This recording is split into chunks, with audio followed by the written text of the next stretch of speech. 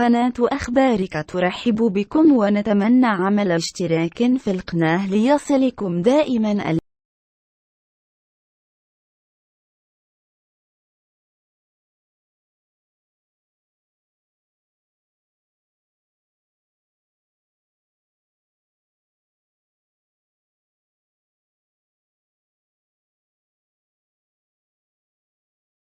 جرى صباح اليوم السبت إعادة تمثيل جريمة قتل البرلماني المقتول عبد اللطيف مرداس للمرة الثانية على التوالي، وذلك بحضور زوجة المقتول وفاء وعشيقها هشام.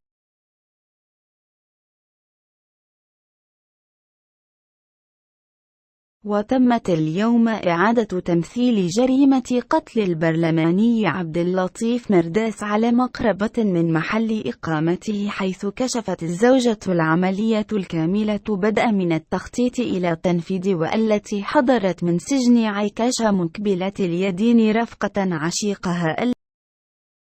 أطلق الرصاص على البرلماني مرداس.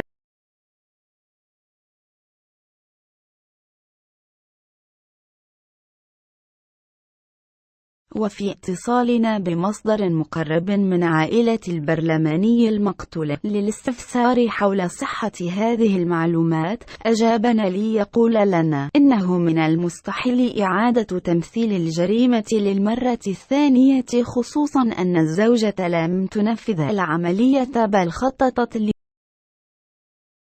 رفق عشيقها. والخبر أعلاه ليس سوى كذبة أبريل الكلف في سياق تقليد سنوي تمارسها كبريات الصحف العالمية في فاتح أبريل من كل سنة.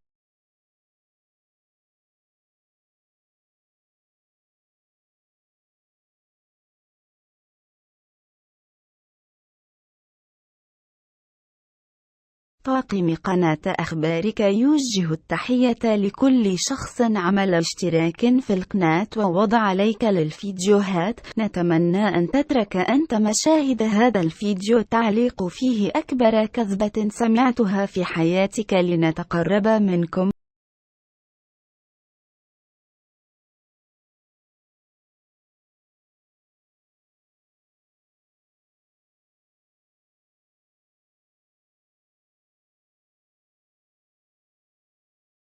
قناة أخبارك ترحب بكم ونتمنى عمل اشتراك في القناة ليصلكم دائما